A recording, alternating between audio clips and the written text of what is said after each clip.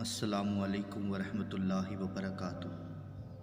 دوستوں کی جیسا کہ قرآن مجید میں یہ ارشاد ہے کہ ہر ذی روح کو موت کا ذائقہ چکھنا ہے، اور انہی میں ہمارے آباء و اجداد، ہم سے وابستہ ہر رشتہ، یہاں تک کہ ہم کو بھی ایک دن مرنا ہے۔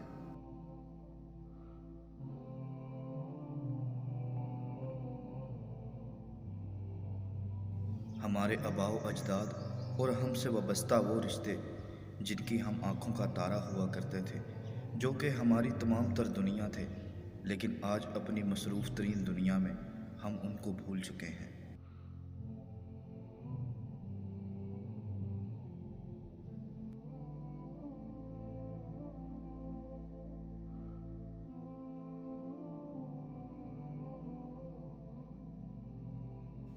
انہی بچھڑے ہوئے لوگوں میں عظیم تر رشتہ ماں باپ کا ہے، وہ جو سیاہ اور طوفانی راتوں میں ہمیں اپنے سینے کے ساتھ لگاتے تھے، آج انہی سیاہ اور طوفانی راتوں میں اکیلے اپنے قبروں میں ہیں۔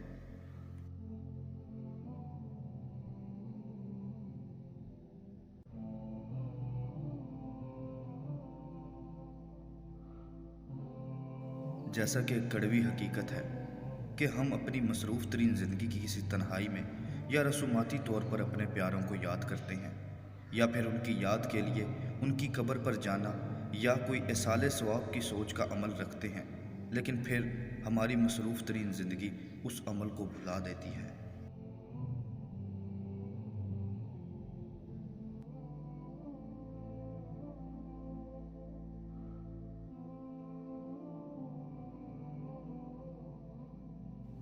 آیا کہ جب ہم اپنی مصروف ترین زندگی کی کسی تنہائی میں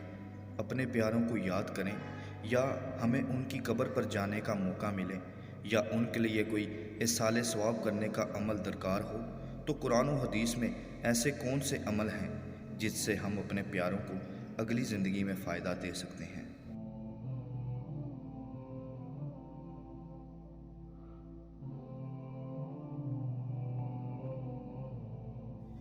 جیسا کہ صحیح مسلم کی حدیث میں حضرت ابو ہریرہ رضی اللہ عنہ سے روایت ہے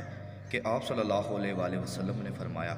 جب انسان فوت ہو جائے تو اس کا عمل منقطع ہو جاتا ہے، سوائے 3 اعمال کے وہ منقطع نہیں ہوتے: صدقہ جاریہ، یا ایسا علم جس سے فائدہ اٹھایا جائے، یا نیک اولاد جو اس کے لیے دعا کرے۔ دوستو، صحیح مسلم کی حدیث میں آپ صلی اللہ علیہ وآلہ وسلم نے 3 اعمال کا ذکر کیا، جس میں سے پہلا کہ وہ شخص خود کوئی ایسا عمل جیسا کہ کوئی مسجد بنا دے، پانی کا کنواں یا کوئی فلٹریشن پلانٹ لگا دے، یا کسی یتیم یا بے سہارا لوگوں کی کفالت کا ایسا ذریعہ بنا کر جائے جس سے ان کی زندگی کا گزر بسر ہوتا رہے۔ ایسے تمام سے عمل جس سے لوگوں کو فائدہ پہنچتا رہے وہ شخص کر کے گیا ہو تو صدقہ جاریہ کہلائیں گے۔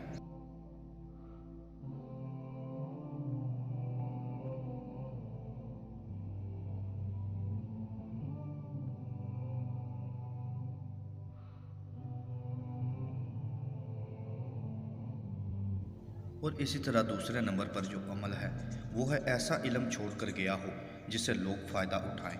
مثال کے طور پر جیسے امام بخاری اور امام مسلم نے صحیح بخاری اور صحیح مسلم کتابوں میں بہت سی احادیث کا ذخیرہ جمع کیا،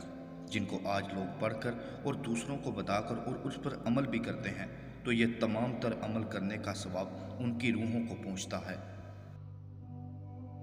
اور اسی میں بھی کہ کوئی شخص اگر قرآن مجید کی تعلیم دے تو اس کے مرنے کے بعد اس کے شاگرد اس علم کو پھیلائیں، اور اس پر عمل جتنے کریں گے اس تمام تر کا ثواب بھی اس کی روح کو پہنچے گا۔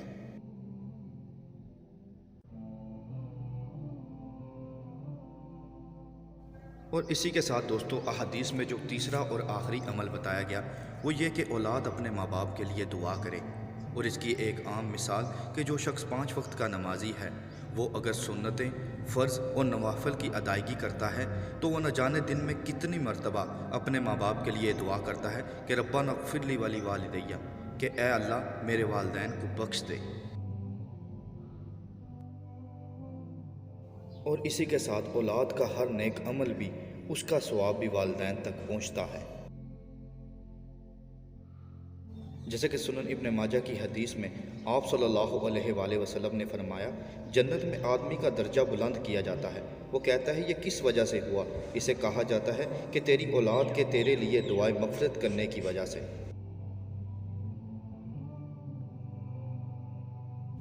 اور اسی طرح اولاد جب کوئی نیک عمل یا کچھ صدقہ جاریہ کا عمل اس نیت سے کرے کہ اس کا ثواب اس کے والدین کو پہنچے تو وہ ضرور پہنچتا ہے،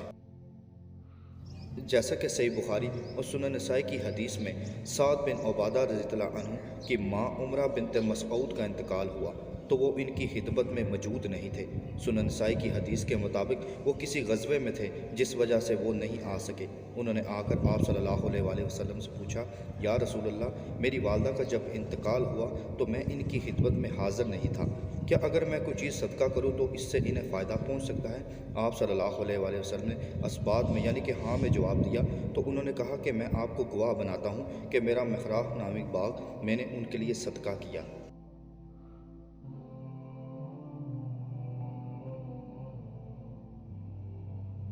اسی کے ساتھ دوستو، جب ہم اپنے کسی پیارے کی قبر پر جائیں یا قبرستان کو دیکھیں تو جیسا آپ صلی اللہ علیہ وآلہ وسلم قبرستان یا قبر والوں کے لیے دعا کیا کرتے تھے، جس دعا کا ذکر صحیح مسلم اور مشکات المصابیح میں موجود ہے کہ آپ صلی اللہ علیہ وآلہ وسلم فرماتے، سلامتی ہو مسلمانوں اور مومنوں کے ٹھکانوں میں رہنے والوں پر، اور ظہیر کی روایت میں ہے کہ مسلمانوں اور مومنوں کے ٹھکانوں میں رہنے والوں تم پر، اور ہم انشاءاللہ ضرور تمہارے ساتھ ملنے والے ہیں۔ میں اللہ تعالیٰ سے اپنے اور تمہارے لیے عافیت مانگتا ہوں۔ اللہ تعالیٰ سے دعا ہے کہ وہ حضرت آدم علیہ السلام سے لے کر قیامت تک جتنے مسلمان اس دنیا سے جائیں گے، اللہ تعالیٰ ان سب کی بخشش کرے۔ اللہ تعالیٰ ہمارے پیاروں کی قبروں کو نور اور رحمت سے منور کرے۔ اللہ تعالیٰ ان کی غلطیوں سے درگزر کرے اور ان کے نیک اعمال کا ان کو بہتر سے بہتر صلہ دے، اور اللہ ہمیں بھی نیک اعمال کرنے کی توفیق دے جس سے ہمیں اور ہمارے پیاروں کو اگلی دنیا میں فائدہ ہو۔ اور اللہ تعالیٰ سے دعا ہے کہ وہ ہمیں اپنے دین کو سمجھنے، اس پر عمل کرنے اور دوسروں تک پہنچانے کی توفیق عطا کرے۔ السلام علیکم ورحمۃ اللہ وبرکاتہ۔